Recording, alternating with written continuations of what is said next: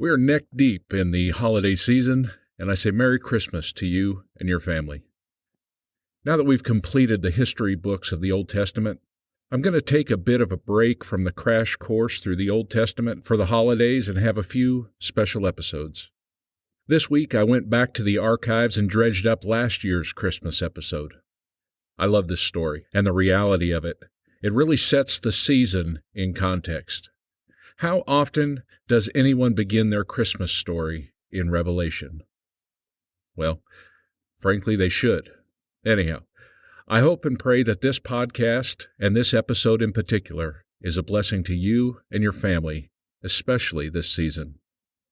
Now here is Christmas, a Divine Counteroffensive from 2022.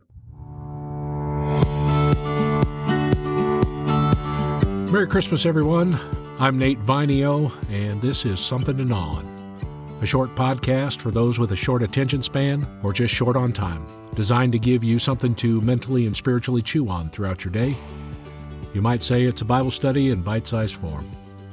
This episode is Christmas, a Divine Counteroffensive.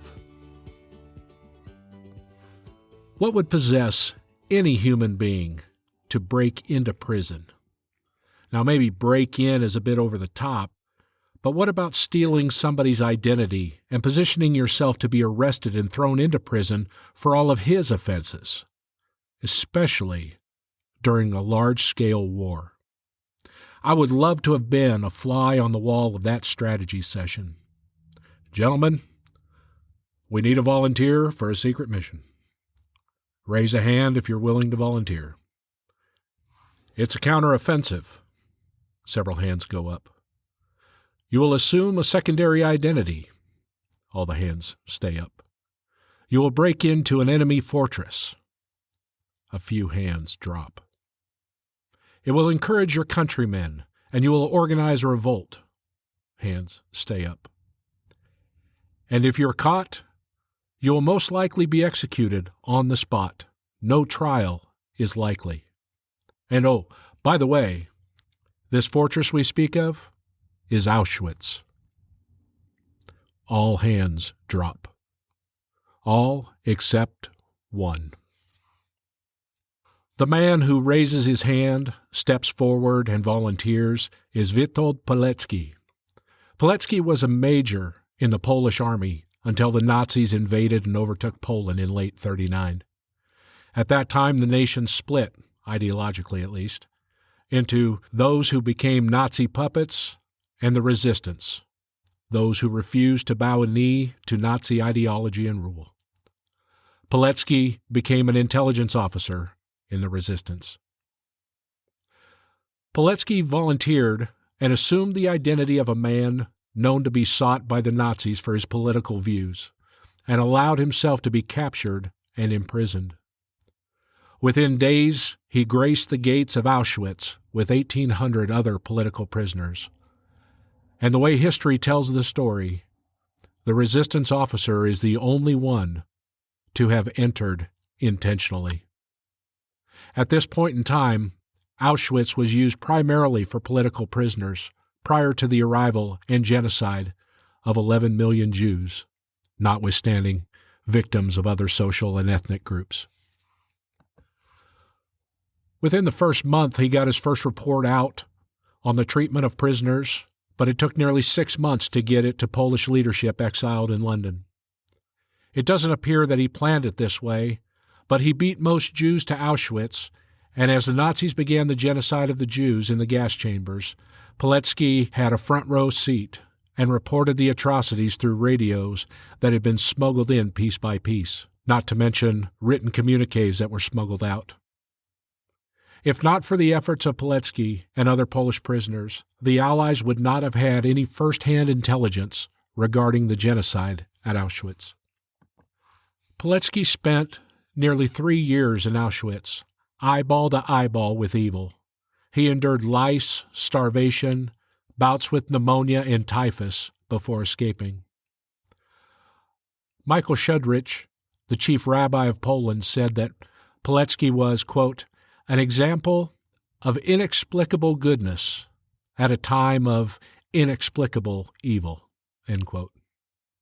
While we need to applaud the heroic and selfless acts of a man like this, I'm still left with the question, what possesses a man to volunteer for this mission? When it would have been easier to hide, the man leaves the comfort of home, subjects himself to the rules and regulations of his enemy, conducts a counteroffensive mission under their nose and under penalty of death, and his intelligence or his body of work in prison is responsible for many eventually being set free from Auschwitz. So I ask again, what possesses a man to do this? At the same time, isn't this the story of Jesus? The story of Christmas? A divine counteroffensive against an evil empire? Let's look at Christmas, but not primarily from the Gospels, not from the law and the prophets of the Old Testament. Have you ever looked at Christmas from the book of Revelation? Buckle up, it's about to get a little interesting. Let's dive into Revelation at chapter 12. This is a crazy chapter. It's almost as if the Apostle John had some day-old pizza with too much garlic butter the night before, and had one of those dreams that takes little snippets from multiple situations and mashes them together. And when you wake up, you're wondering how it is that you played football in the Super Bowl alongside your grandfather in 1948, wearing the newest Nike cleats, and you drive away from the game in your new hybrid vehicle while drinking Ovaltine and listening to Little Orphan Annie on the radio so you can get your last clue for your secret decoder ring.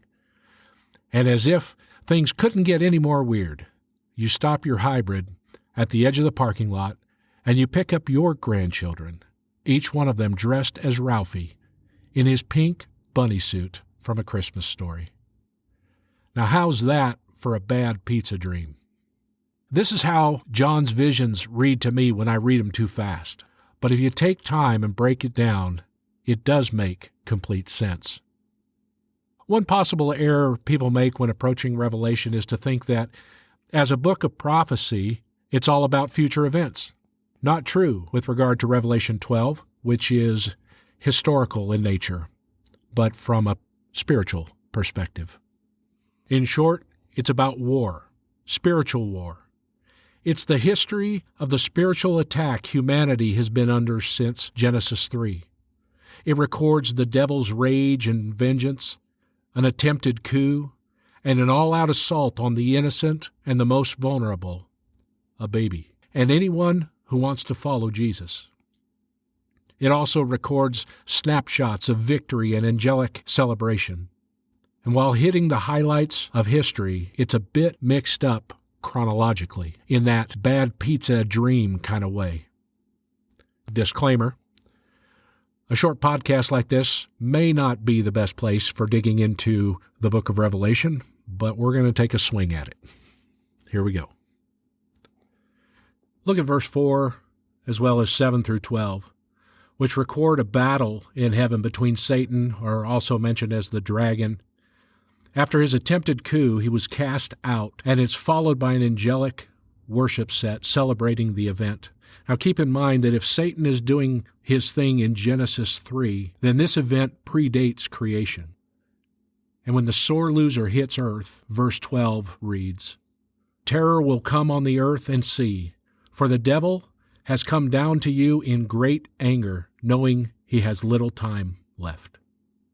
And this is the snapshot in Revelation 12 that records Satan and his demons being cast out of heaven. He loses his first military offensive. Now, if we go back and look at verses 1 through 6, which records heaven launching its counteroffensive, and I realize it may seem kind of odd that these are inverted, but this is the way it's recorded.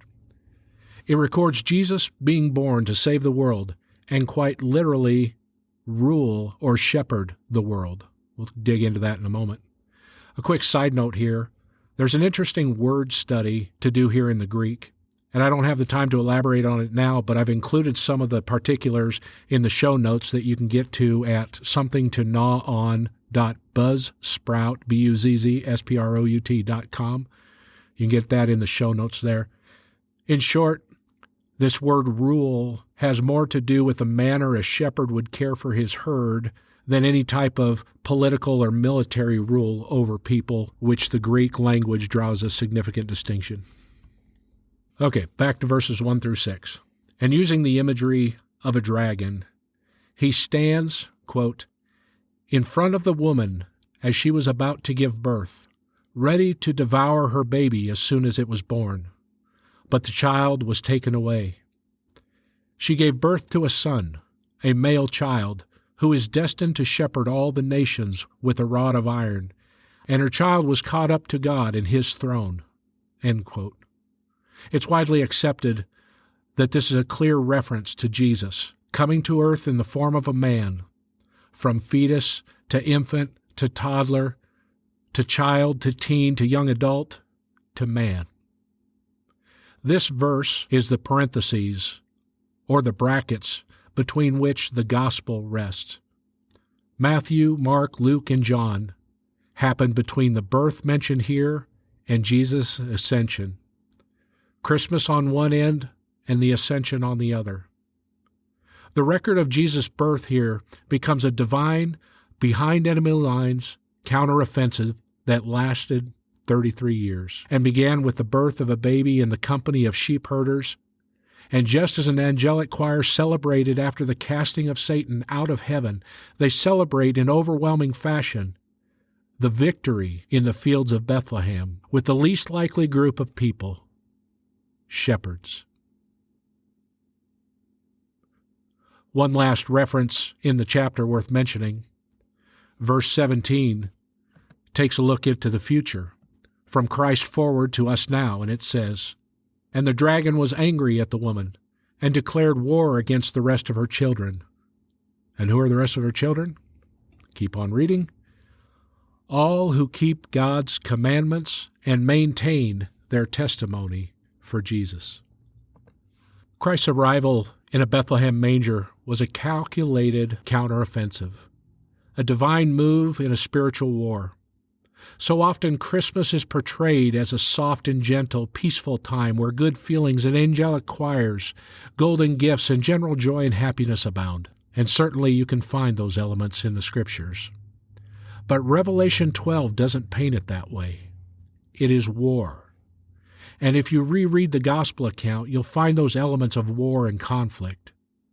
Jesus assumes the identity of a human being, broke into the prison of humanity. He was a child that survived a hit squad under the orders of King Herod.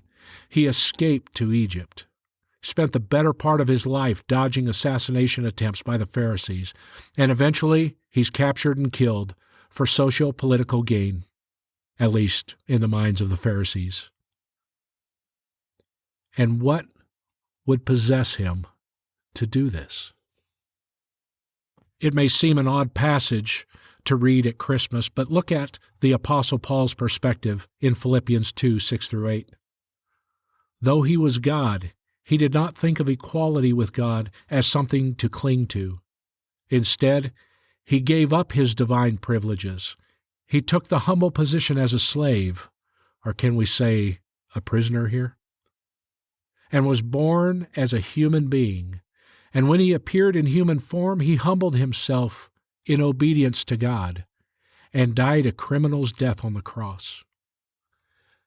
Jesus himself expands on his purpose behind the bars of earth when he reads from Isaiah 61, "The Spirit of the Lord is upon me, for he has anointed me to bring good news to the poor. He has sent me to proclaim that captives will be released, that the blind will see, that the oppressed will be free, and that the time of the Lord's favor has come." That's in Luke 4. In short, this is Christmas. That Jesus set aside his freedom, his comfort, the life of a divine ruler, an eternally secure throne, and voluntarily became a prisoner in a world of ignorant, ungrateful, hateful, and sinful people. But unlike Pilecki, Jesus didn't only come to free prisoners. He came to heal and to give hope and to bring us peace, all under the penalty of death. That first night in the barn, behind enemy lines, baby Jesus is surrounded by shepherds. A necessary but nasty occupation, often looked down upon in the socioeconomic pecking order of the time. And frankly, they stink. There's no way they're getting into that local hospital. No nurse in her right mind would let that crew into the maternity wing. In the field, day and night, sleeping with the herd, stepping in who knows how much dung, herding, carrying, poking, prodding, sweating, defending ignorant little furballs, and who knows what their bathing schedule was like. I'm guessing the average American long-haul truck driver showers more frequently. And who are these shepherds? Usually, the youngest member of the family, like King David was. And who is it that greets Jesus? It's not the king, not the governor, not the politicians, not the ruling class, not the Israeli Defense Force or resistance fighters, but those imprisoned on the low end of the socioeconomic pecking order. His eventual ministry would mirror this. This is who he gravitated to: the Samaritan woman at the well, the lepers, the demon-possessed or oppressed, those caught in sin. His disciples would consist of a grubby, hot-headed fisherman like Peter, Andrew, James, and John, an IRS agent, a political renegade, and a thief and a traitor, to name a few, all of whom, except for Judas, eventually assumed the title of shepherd, but in a spiritual sense, looking after sheep like you and me that Jesus has set free. Solidifying this term of shepherd in his ministry and recorded mostly in the book of John, Jesus refers to himself as the Good Shepherd, John 10:11. It's a beautifully paradoxical thing, really. A spiritual war from the beginning being won by a shepherd instead of a dragon, not a general. A counteroffensive being led by a shepherd who doesn't enter this world asserting his divinity, but embracing his humanity in the prison of earthly life as nothing more than a helpless baby, surrounded by his type of people, a bunch of sheep herders.